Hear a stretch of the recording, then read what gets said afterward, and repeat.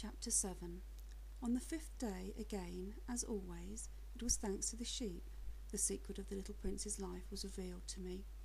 Abruptly, without anything to lead up to it, and as if the question had been born of long and silent meditation on his problem, he demanded, "A sheep?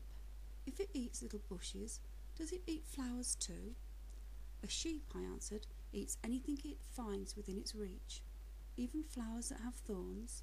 "Yes, even flowers that have thorns." "Then the thorns, what use are they?" I did not know. At that moment I was very busy trying to unscrew a bolt that had got stuck in my engine. I was very much worried, for it was becoming clear to me that the breakdown of my plane was extremely serious, and I had so little drinking water left that I had to fear the worst. "The thorns, what use are they?"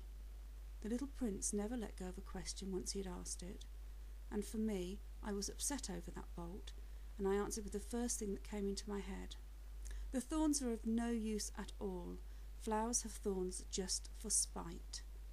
"Oh." There was a moment of complete silence.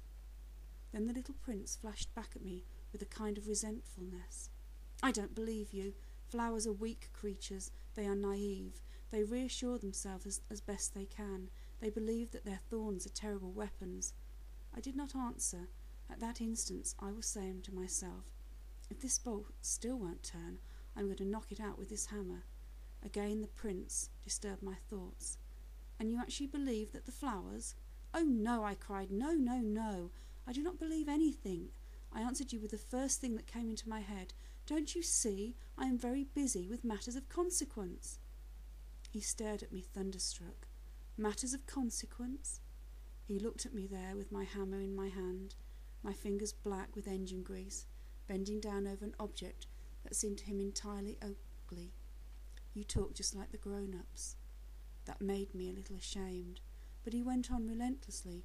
"You mix everything up together, you confuse everything." He was really angry. He tossed his golden curls in the breeze. "I know a planet where there is a certain red-faced gentleman. He has never smelled a flower, he has never looked at a star, he has never loved anyone. He has never done anything in his life but add up figures, and all the days he says over and over, just like you, 'I am busy with matters of consequence,' and that makes him swell up with pride. But he is not a man, he is a mushroom." "A what? A mushroom?" The little prince was now white with rage. "The flowers that have been growing thorns for millions of years.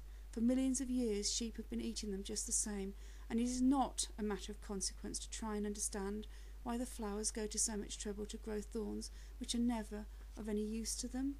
Is the warfare between sheep and flowers not important? Is this not of more consequence than a red-faced fat gentleman's sums? And if I know myself one flower that is unique in the world, which grows nowhere but on my planet, but which one little sheep can destroy in a single bite some morning without even noticing what he is doing, oh, you think that is not important?" His face turned from white to red as he continued, "If someone loves a flower of just which one single blossom grows in all the millions and millions of stars, is it enough to make him happy just to look at the stars? He can say to himself, 'Somewhere my flower is there.' But if the sheep eats that flower, in one moment all his stars will be darkened, and you think that is not important?" He could not say anything more. His words were choked by sobbing. The night had fallen. I had now let my tools drop from my hands. Of what moment now was my hammer, my bolt, of thirst or death? On one star, one planet, my planet, the earth, there was a little prince to be comforted.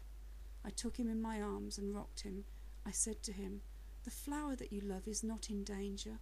I will draw you a muzzle for your sheep. I will draw you a railing to put around your flower. I will." But I did not know what to say to him. I felt awkward and blundering. I did not know how I could reach him, where I could overtake him and go on hand in hand with him once more. It is such a secret place, the land of tears.